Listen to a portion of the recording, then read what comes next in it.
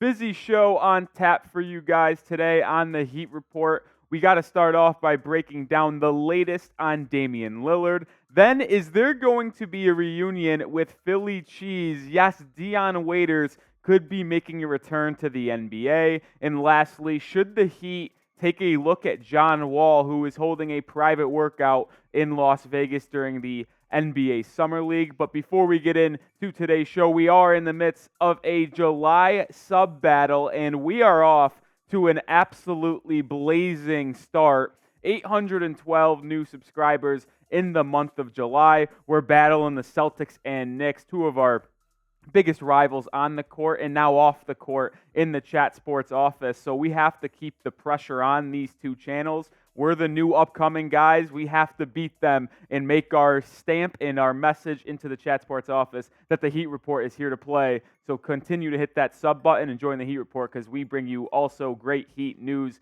rumors, and analysis all off season, and we will be doing the same thing during the NBA season. But now, let's start with Damian Lillard. Is there no negotiations between Joe Cronin, Pat Riley, Blazers Heat? Is there nothing going on right now? Well, Chris Haynes actually kind of broke down a report at the Summer League during the Heat Celtics game yesterday afternoon, and he had some interesting nuggets to mention that I really want to break down. He did have a lengthy quote, so bear with me. This is what he had to say.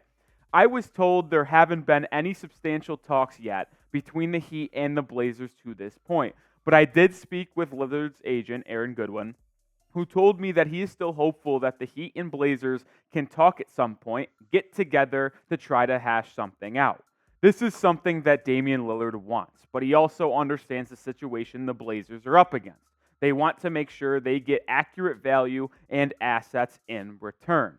If this deal does go into play, it will possibly be a 3 or 4 team deal. Both sides want to try to get something done, but it's going to start with them both getting to the table first. And this makes a lot of sense for the Miami Heat and Portland Trailblazers, because there is a lot to get through. And I have some takeaways from this quote and Chris Haynes. One being, there's no negotiations yet. This one caught me by a little surprise, I will be honest. The fact that Damian Lillard requested a trade 8 days ago, and it's basically been the Miami Heat or bust for Dame the entire time. The fact that Pat Riley and Joe Cronin really haven't gotten to negotiations yet has surprised me. And we know Dame has only wanted to play for Miami. It's gotten ugly. There was a report that the Heat sent an offer to Portland, but they obviously lowballed them as their first offer. So I am surprised there's no negotiations. And we thought that there would be a lot of talks being had in Vegas during Summer League this week, but Pat Riley didn't even make the trip out to Las Vegas. Andy Ellisburg did, Eric Spoelstra did, but no Pat Riley. So this might be a little drawn-out process right now, unfortunately, for the Damian Lillard trade talks. But what they said, what the Blazers want in return as well. It has been reported that they want 4 first-round picks and 2 valuable assets when it comes to players. That is very intriguing to me. That's a hefty offer, and that's why it would probably have to be a 3 or 4 team deal, because the Heat do not have 4 first-round picks as we currently speak. But the main quote that I wanted to take out of the Chris Haynes quote, both sides want to try, and then he finished it off by saying, to get a deal done. That is very promising for me, because obviously the Heat want to get the deal done. They want to acquire Damian Lillard. They want to get a top 20 player in the league and a top 5 offensive engine in the association. The Blazers aren't really motivated to do so because they want to hold on to Lillard, but obviously Dame said he doesn't want to play for Portland anymore, so send me to Miami. But now that they are technically open and kind of want to just move on from the situation, that's kind of what I'm taking from Chris Haynes' quote. That is very encouraging for your Miami Heat. And the last takeaway I had from that quote is a multi-team deals on the way. I've been telling you guys for 2 weeks now that there is no way a Damian Lillard trade gets done without it being a 3-team deal. But Chris Haynes saying it could be a 4-team deal makes it very interesting. I'd watch out for the Oklahoma City Thunder acquiring Caleb Martin and sending a first or 2 to Portland in that deal. That's kind of where my intuition leads me right now. But one thing I do want to mention to you guys is be patient. This is going to take a bit. I know I was optimistic that a deal would get done relatively quickly, but I just don't think that's the case anymore. We mentioned the Blazers want 4 first-round picks and 2 valuable players. This is going to take a lot of time to figure out the framework of this deal. And when you're dealing with a 3-4 team deal, you have to have 4 teams sign off on it and say yes. So it is going to take a little bit of negotiations with Portland, possibly Brooklyn, possibly with Oklahoma City Thunder. It's just going to be a drawn-out process, so I hopefully you guys are locked in and ready to wait another week or two for a Damian Lillard trade to finally go through. But I want to ask you this, and it is today's pinned comment. Will the Heat trade for Damian Lillard? Obviously, we know they want to, and we know Damian Lillard wants to play for the Miami Heat, but will it get done? Will the Heat finally acquire their star, their whale that Pat Riley has been going after for the past 3 or 4 years? Let me know in the comment section. Type Y for yes or type N for no.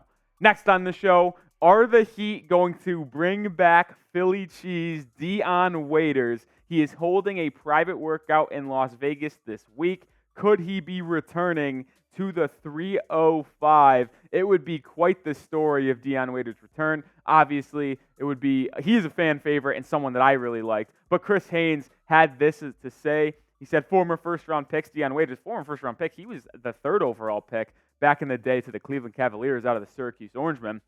And Harry Giles will hold private workouts separately for NBA teams on Monday in Las Vegas. Their agent, blah, blah, blah, blah, blah.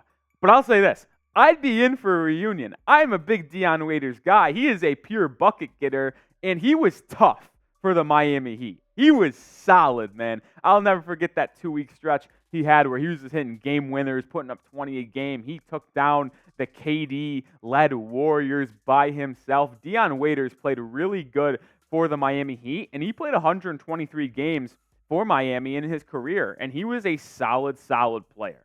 13.9 points per game, 2.9 rebounds, 3.6 assists, 41% from the field, but that three-point shooting is what I really like the most, 36.8, and we know this, and I've talked about it on yesterday's video if you checked it out, that with Max Strus going to Cleveland, the Heat are going to need a three-point shooter in that 2-guard spot in the starting lineup, or they're going to need someone off the bench that can come in and light it up from beyond the arc. Now, Dion Waiters hasn't played in 3 or 4 years. He last played in 2020 for the Los Angeles Lakers. He was on that bubble team that got a ring, believe it or not, after the entire gummy situation where Dion Waiters was suspended because he had weed gummies on a team plane, which you just can't do that. But Waiters has been out of the league for a while, but when he was playing for the Heat and in the league, he's one of the best pure bucket getters in the association. And just look at this photo, man. This is what I'm talking about. Heat culture. He went on that 2-week run where he looked incredible, looked like one of the best players in the league, took down the best team maybe ever assembled in KD and Curry and that Golden State Warriors. He had a game winner, flexed on him, fans going crazy. I love me some Dion Waiters. But I mentioned this Heat roster and the fact they need three-point shooting. This is the roster right now, prior to a Damian Lillard trade. Our starting lineup would look like Lowry, Hero, Butler, Bam, and Caleb Martin with a bench of Jovic, Josh Richardson, Jaime Jaquez Jr., Duncan Robinson, Thomas Bryant, Haywood Highsmith, Kevin Love, and Orlando Robinson. But one thing that is very clearly missing is three-point shooting. You have Hero, yes. You have Duncan Robinson. But let's just take another look at this. This is what they have right now. But they aren't going to have this roster assuming they trade for Damian Lillard. If they trade for Dame, Hero's gone, Lowry's gone, Duncan's gone. That is just a bare minimum of players. Caleb Martin might have to go. Jaquez might have to go. Hopefully not, but Nikola Jovic might have to go. So bringing in Dion Waiters could help this team. I know he hasn't played in 2 or 3 years, but when he did play, he was a very good shooter. He played in this Heat system before. If he cleaned up his act, he showed in this workout that he still got it. He still got that athleticism.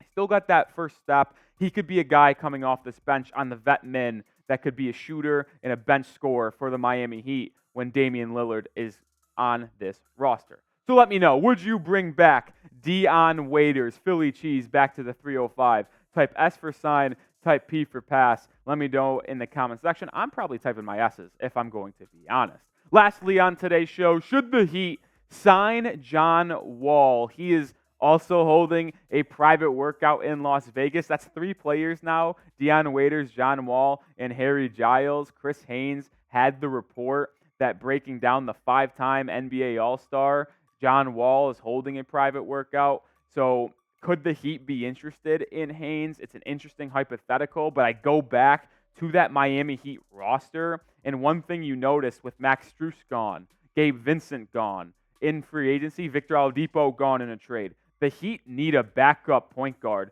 regardless if they get Damian Lillard. Like, if you slot in Dame, obviously that takes away a lot of point guard responsibilities, but just think about this. If this was your roster on opening day, you don't have a backup point guard. Who's going to play the backup one? Josh Richardson? He's capable, but I don't love it. Nikola Jovic, he's 6'10", 6'11". I love his potential to be a ball handler, but the Heat would need a backup point guard, and this is why signing Wall would make sense. He's experienced. He hasn't played a lot in the last 4 seasons, but he can run that second unit and be a backup point guard for Miami. Now, it is a little sketchy when you do look at his past 4 years because in 2019-2020, he didn't play because he had that left heel Achilles infection issue that cost him the entire season. Now, he returns in 2020-21 for the Houston Rockets and plays in 40 games and plays pretty well. And now the one thing I do want to mention, these stats look pretty on screen, but it was contributing to absolutely no winning. He was the number 1 option on that Houston team, and it was a bit of a disaster from a pure winning perspective. But 20.6 points per game, 7 assists, 41% from the field, and 31% from 3. Now the next season, he sat out the entire year, just refused to play for the Houston Rockets. And then this past season, he got 34 games with the Los Angeles Clippers where he was running that second unit before they acquired Russell Westbrook, 11.4 points per game, 5.2 assists, 40% from the field and 30% from 3. Didn't flash efficiency, but someone can definitely be a pinch starter and a guy who leads the second unit. And this is why I think signing Wall could make a lot of sense, right? They need a backup point guard. I listed Gabe Vincent's gone. Who is this backup point guard? And especially if they trade for Damian Lillard, they are going to need a backup guard no matter what. You can possibly get by with the current roster at stake, but assuming Hero, Duncan, and Kyle Lowry leave, you're going to need a backup one. Wall can be that veteran guy. He has experience. He was an all-NBA player, an all-star caliber player at one point in his career. He can lead that second unit when Dame and Jimmy potentially sit, and it's just John Wall and Bam out there. I could see it working. And the Heat will sign 2 to 3 vet minimum guys no matter what. They have 2 or 3 roster spots open right now.